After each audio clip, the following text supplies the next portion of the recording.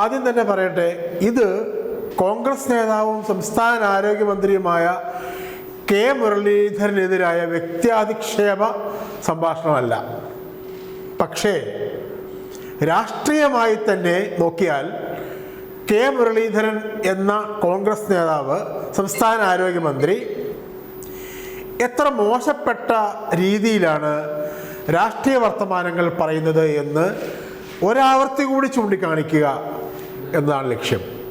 എന്ന് വെച്ചാൽ അദ്ദേഹം ഒരു രാഷ്ട്രീയ നേതാവ് എന്ന നിലയിൽ തനിക്ക് ചേരാത്ത അരാഷ്ട്രീയ വർത്തമാനങ്ങൾ നിരന്തരം പറഞ്ഞുകൊണ്ട് മാധ്യമങ്ങളിൽ നിന്നും സമൂഹ മാധ്യമങ്ങളിൽ നിന്നും രാഷ്ട്രീയ എതിരാളികളിൽ നിന്നും കേരളത്തിലെ സാധാരണ ജനങ്ങളുടെ മനസ്സുകളിൽ നിന്നും വാങ്ങിച്ചു കെട്ടുകയാണ്.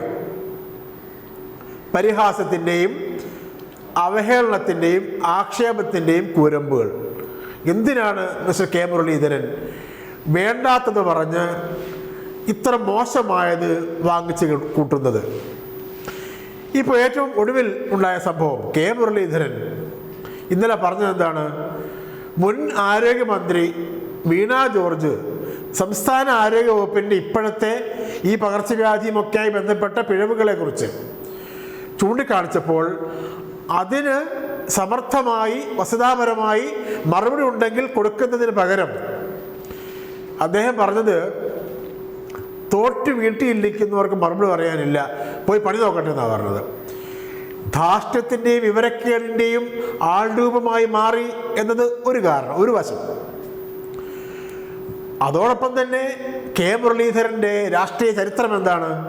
അതാണല്ലോ ഇന്ന് കേരളത്തിലെ മുഴുവൻ സമൂഹ മാധ്യമങ്ങളും സമൂഹ മാധ്യമ ഹാൻഡിലുകളും കോൺഗ്രസ് അനുകൂല ഹാൻഡിലുകൾ ഉൾപ്പെടെ മാധ്യമങ്ങളും ദൃശ്യമാധ്യമങ്ങളും ഒക്കെ എടുത്തിട്ട് അലക്കുന്നത് എന്താണ്? 1996 2024 ഇടയ്ക്ക് 4 ലോക്സഭാ തെരഞ്ഞെടുപ്പുകളിലും 3 നിയമസഭാ തെരഞ്ഞെടുപ്പുകളിലും തോറ്റു തുന്നം പാടിയിട്ടുണ്ട് കെ മുരളീധരൻ. 96 കോഴിക്കോട് മുതൽ 2024 തൃശ്ശൂർ വരെ. കെ മുരളീധരൻ തോറ്റത്ര ഒരുപക്ഷെ സംസ്ഥാന രാഷ്ട്രീയത്തിൽ ഇന്ന് സജീവമായി നിൽക്കുന്ന ഒരു നേതാവും, കോൺഗ്രസിലെ ആവട്ടെ, ലീഗിലെ ആവട്ടെ, അല്ലെങ്കിൽ LDFിലെ CPIയിലോ CPIയിലോ ആവട്ടെ, പ്രധാന പാർട്ടികളിൽ ആരും തോറ്റിട്ടുണ്ടാവില്ല.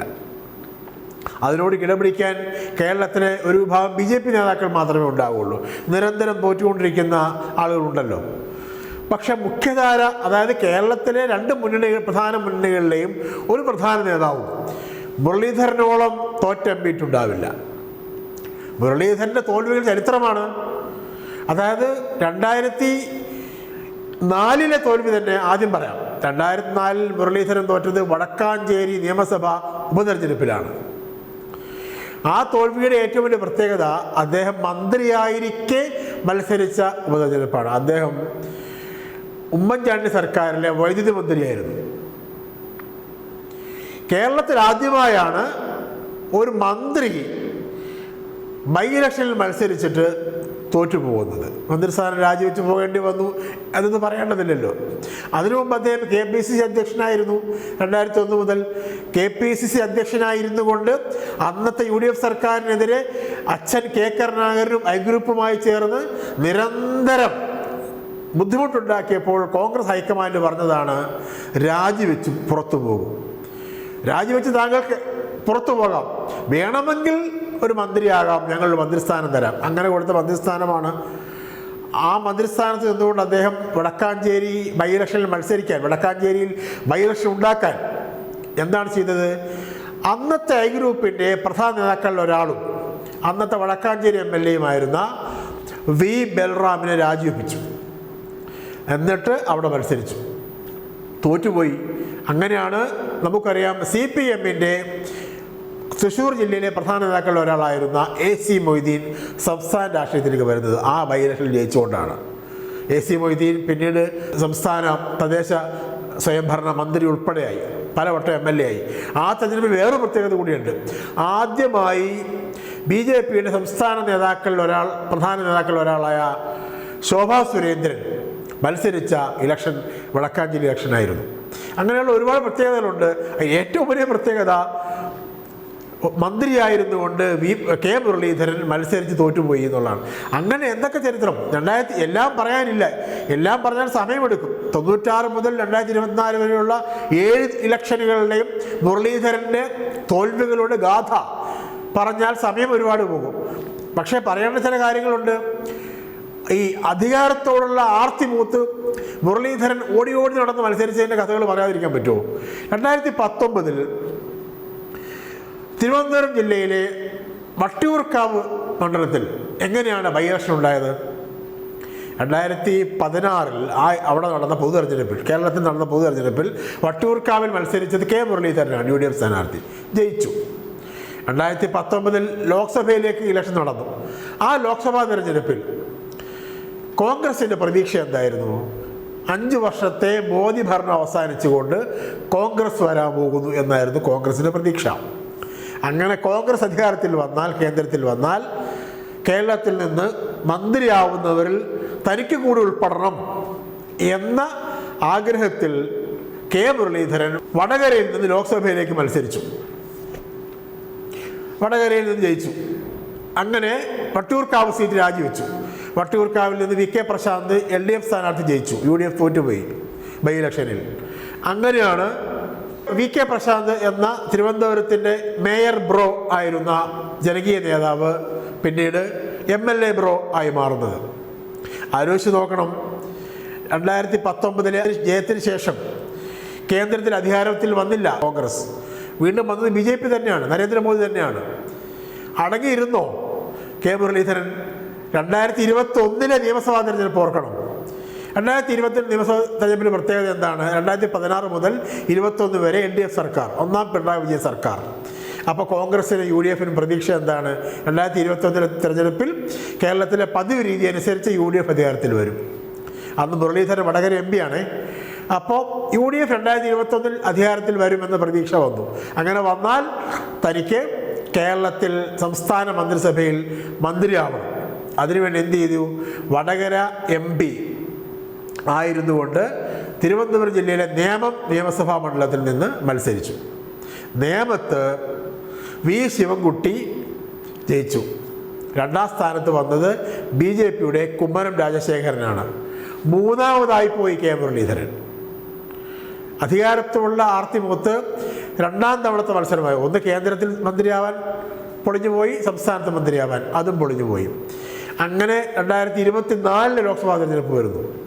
ഒരു കാര്യവുമില്ലാതെ ദുരൂഹമായ കാരണങ്ങളാൽ വടകരയിൽ നിന്ന് കെ മുരളീധരൻ തൃശ്ശൂർ ലോക്സഭാ മണ്ഡലത്തിലേക്ക് മാറുന്നു. അതിന് പറഞ്ഞു കേട്ട കാരണങ്ങളിൽ ഒന്ന്, പത്മജ വേണുഗോപാൽ അദ്ദേഹത്തിൻ്റെ സഹോദരി BJPയിൽ പോയതുകൊണ്ട് അവിടെ തൃശ്ശൂരിൽ BJPക്ക് അനുകൂലമായൊരു ഒരു സാഹചര്യമുണ്ട്. ഇദ്ദേഹം പോയാലേ അവിടെ കോൺഗ്രസിന് അത്തവണ ജയിക്കാൻ പറ്റുമോ എന്നൊക്കെയാണ്. അവിടെ പത്മജ വേണുഗോപാൽ എന്തെങ്കിലും കരിഷ്മാറ്റിക് ഒരു സാന്നിധ്യം ഉണ്ടായിരുന്നു എന്ന് ആർക്കും അറിയില്ല. അവർ 2ാം തവണയും ഇത്തവണയും തോറ്റിരിക്കുകയാണ് തൃശ്ശൂരിൽ. കേരളത്തിലെ 19 ലോക്സഭാ മണ്ഡലങ്ങളിൽ ജയിച്ച UDFൻ്റെ ഒരു സ്ഥാനാർത്ഥിയെ പോലും മാറ്റാതെ തൃശ്ശൂരിലെ TN പ്രതാപനെ മാത്രം മാറ്റിക്കൊണ്ട് കെ മുരളീധരനെ അവിടെ മത്സരിപ്പിക്കുന്നു. കെ മുരളീധരൻ വടകരയിൽ നിന്ന് തൃശ്ശൂരിൽ പോയി മത്സരിക്കുന്നു. സുരേഷ് ഗോപി BJP സ്ഥാനാർത്ഥി ജയിക്കുന്നു. LDF 2ാം സ്ഥാനത്ത് വരുന്നു. കെ മുരളീധരൻ തോറ്റു തുന്നമ്പാടി 3ാം സ്ഥാനത്ത് പോകുന്നു. തൃശ്ശൂർ UDFന് നഷ്ടമാകുന്നു എന്ന് മാത്രമല്ല, കെ മുരളീധരൻ എന്ന് പലരും അതികായൻ എന്ന് വിശേഷിപ്പിക്കാറുള്ള കെ മുരളീധരൻ ഒരിക്കൽ കൂടി തോറ്റ് 7ാമത്തെ തോൽവി അതാണ്. 3ാം സ്ഥാനത്തേക്ക് പോകുന്നു. അങ്ങനെയുള്ള കെ മുരളീധരനാണ്.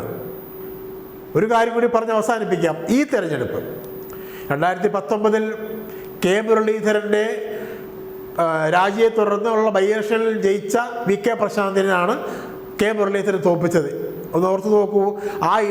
ഈ ഇലക്ഷനിലെ വോട്ടെണ്ണൽ ശ്രദ്ധിച്ചിരുന്നവർക്ക് മനസ്സിലാവും. ആദ്യം മുതൽ VK പ്രശാന്തായിരുന്നു മുന്നിൽ. അവസാന ഘട്ടത്തിൽ മണ്ഡലത്തിലെ നന്ദൻകോട് വാർഡ് എണ്ണിയപ്പോഴാണ് UDF മുന്നിൽ വന്നത്. പിന്നീട് ഏതാണ്ട് 3000-ഓളം വോട്ടുകൾക്ക് കെ മുരളീധരൻ ജയിക്കുകയാണ്, ഇഞ്ചോടിഞ്ച് ജയിക്കുകയാണ് ചെയ്തത്. അങ്ങനെ ജയിച്ച് 7 തവണ തോറ്റ് അവസാനം ജയിച്ച് ഭാഗ്യം കൊണ്ട് സതീശൻ സർക്കാരിൽ മന്ത്രിയായ കെ മുരളീധരൻ അദ്ദേഹം പറയുകയാണ്, വീണ ജോർജ് തോറ്റ് വീട്ടിലിരിക്കുകയല്ലേ, പോയി പണി നോക്കാൻ പറ. എത്ര ജനാധിപത്യ വിരുദ്ധമായ അരാഷ്ട്രീയമായ പ്രതികരണമാണ്, എത്ര യാഥാർത്ഥ്യബോധമില്ലാത്ത പ്രതികരണമാണ്. അധികം പറയുന്നില്ല. ഒന്ന് ആലോചിച്ച് നോക്കൂ. തൃക്കാക്കര ഉപതെരഞ്ഞെടുപ്പിൽ മത്സരിച്ച ജോ ജോസഫ് എന്ന ഇടതുപക്ഷ സ്വതന്ത്ര സ്ഥാനാർത്ഥിയായ ഡോക്ടറെ ഇതുപോലെ അവമാനിച്ചില്ലേ? ആ ഡോക്ടർ തോറ്റുപോയപ്പോൾ ഉമാ തോമസ് ജയിച്ചപ്പോൾ മുരളീധരൻ പറഞ്ഞതെന്താ? ഒരു ഡോക്ടറെ കൊണ്ട് CPM വഴിയാധാരമാക്കിയെന്ന. അന്ന് ഡോക്ടർ ജോ ജോസഫ് കൊടുത്തൊരു മറുപടിയുണ്ട്. ക്ലാസിക് റിപ്ലൈ ആണ്. സോഷ്യൽ മീഡിയയിലൊക്കെ അത് ഇപ്പോഴുമുണ്ട്. താങ്കൾ വഴിയാധാരമായ തിരഞ്ഞെടുപ്പുകൾ എന്ന് പറഞ്ഞിട്ട് 96 മുതൽ 2021 വരെയുള്ള ഇലക്ഷനുകളുടെ ഹിസ്റ്ററി പറഞ്ഞു.